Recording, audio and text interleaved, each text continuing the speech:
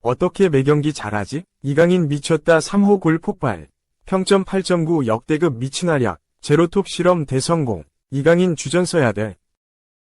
이강인이 소속된 파리 생제르맹 PSG 는 28일 오전 4시 한국 시각 프랑스 파리의 파르크 데 프랭스에서 열린 스타드 랭과의 2024에서 2025 시즌 프랑스 리그 1 6라운드 경기에서 3대1로 승리했다.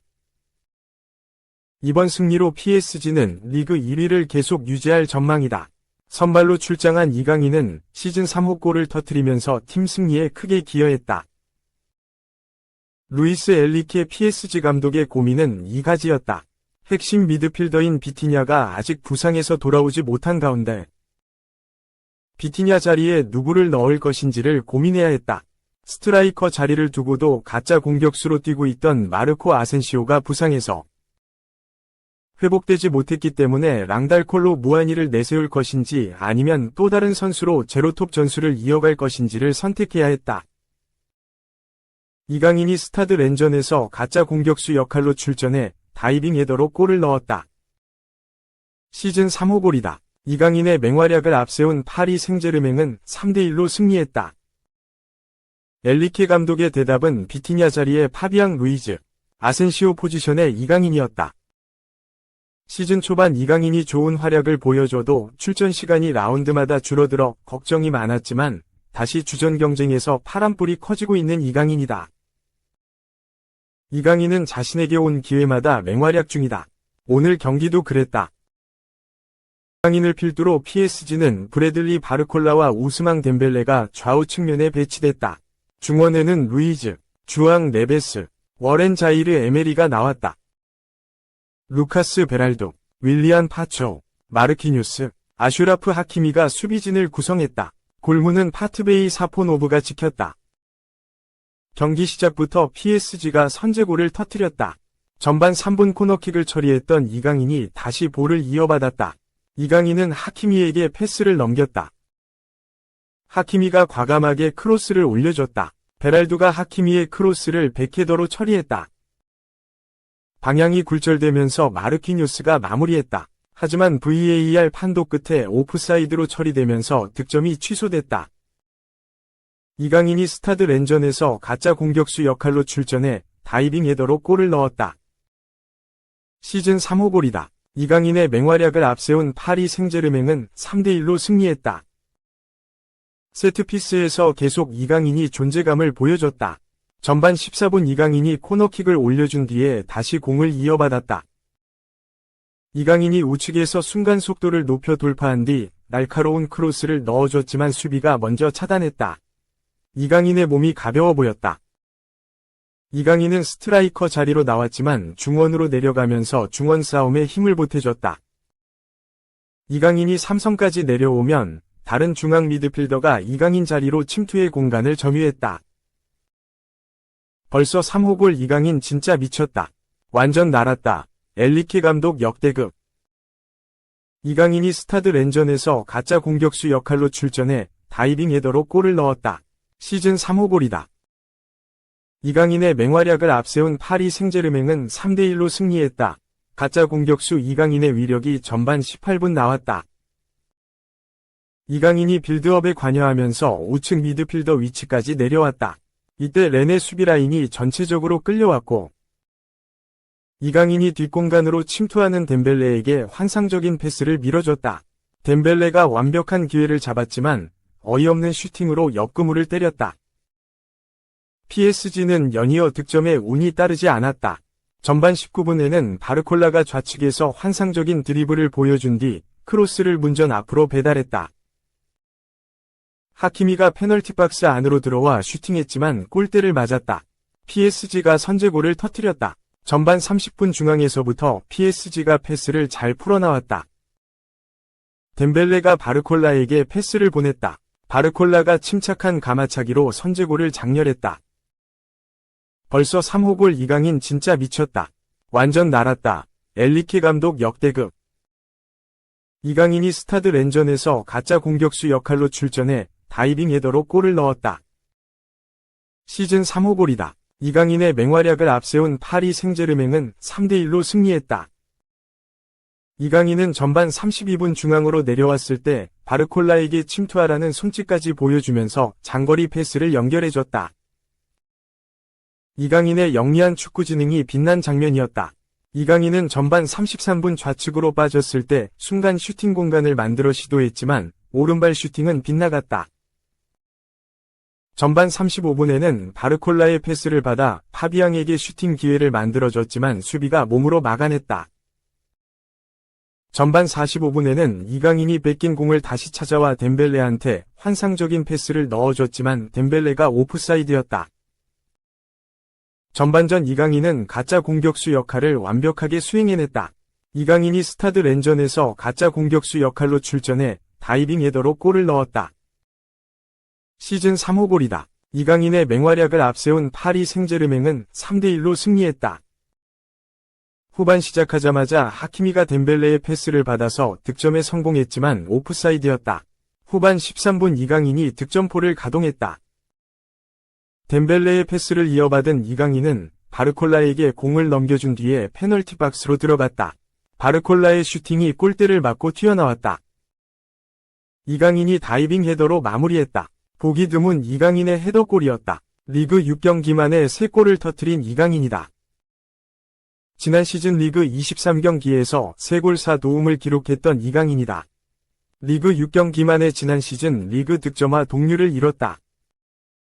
지금의 기세라면 리그에서 10골 이상도 충분히 가능해 보인다. 이강인이 스타드 렌전에서 가짜 공격수 역할로 출전해 다이빙 헤더로 골을 넣었다. 시즌 3호 골이다. 이강인의 맹활약을 앞세운 파리 생제르맹은 3대1로 승리했다. 이강인의 미친 활약은 계속됐다. 골을 넣자마자 바르콜라가 다시 공격을 시작했다. 페널티 박스에 있던 이강인에게 패스를 건넸다. 이때 이강인은 자신에게 수비가 솔로 있는 걸 확인하고 뒤에 들어오고 있는 파비앙에게 가랑이로 패스를 흘러줬다. 파비앙의 슈팅이 막혔지만 이강인의 천재적인 센스를 엿볼 수 있는 장면이었다.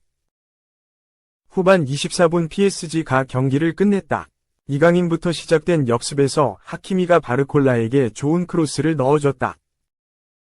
바르콜라가 가볍게 마무리했다. 3대0 이되자 엘리케 감독은 콜로 무아니를 투입했다. 이강인은 중원으로 이동했다. 벌써 3호 골. 이강인 진짜 미쳤다. 완전 날았다. 엘리케 감독 역대급. 이강인이 스타드 렌전에서 가짜 공격수 역할로 출전해 다이빙 헤더로 골을 넣었다. 시즌 3호 골이다. 이강인의 맹활약을 앞세운 파리 생제르맹은 3대1로 승리했다. PSG는 후반 25분 베랄도의 핸드볼로 페널티킥을 내줘 만회골을 허용했지만 더 이상의 추격은 허용하지 않았다. 후반 41분 렌이 추격골을 터뜨렸지만 핸드볼이 선언되면서 득점이 취소됐다. 그대로 승부가 종료됐다. 이강인은 이날 최고의 활약을 펼쳤다. 패스 성공률 91%, 기회 창출 7회, 슈팅 3회, 드리블 성공률 100%, 공격 지역 패스 4회, 정확한 크로스 3회, 5회 시도 등을 기록했다. 놀라운 건 90분 풀타임을 뛰면서 공을 1번밖에 뺏기지 않았다는 점이다. 수비적으로도 기여하는 모습이 대단했다. 다만 막판에는 다소 지친 모습을 보여줬다. 벌써 3호 골. 이강인 진짜 미쳤다. 완전 날았다. 엘리케 감독 역대급. 이강인이 스타드 렌전에서 가짜 공격수 역할로 출전해 다이빙 헤더로 골을 넣었다. 시즌 3호 골이다. 이강인의 맹활약을 앞세운 파리 생제르맹은 3대1로 승리했다. 경기 후 엘리케 감독은 이강인은 정말 다재다능하다. 우리 플레이 방식에서 정말 중요한 능력을 가지고 있다. 이강인은 뒤에 수비수가 있어도 공을 잃지 않는다. 가짜 공격수로서 중앙에서 더 많이 플레이했다. 정말로 뛰어났다. 이강인의 경기력이 정말 마음에 들었다. 일관성을 유지했고 필요할 때 공을 잘 지켜줬다. 정말로 완벽한 경기였다. 며 극찬 세례를 남겼다. 2.1553억 사나이. 결국 첼시 생활 청산한다. 황희찬 빈자리 메울 듯. 영국 매체 쿼트 오프사이드는 26일 현지 시간 현재 무드리크의 미래는 불확실하며 올랭피크 드 마르세유는 그의 상황을 지켜보는 구단 중 하나라고 보도했다. 덧붙여 첼시는 지난해 겨울 라이벌 아스널을 제치고 이적료 8,850만 파운드, 약 1,553억 원을 투자해 무드리크를 영입했다.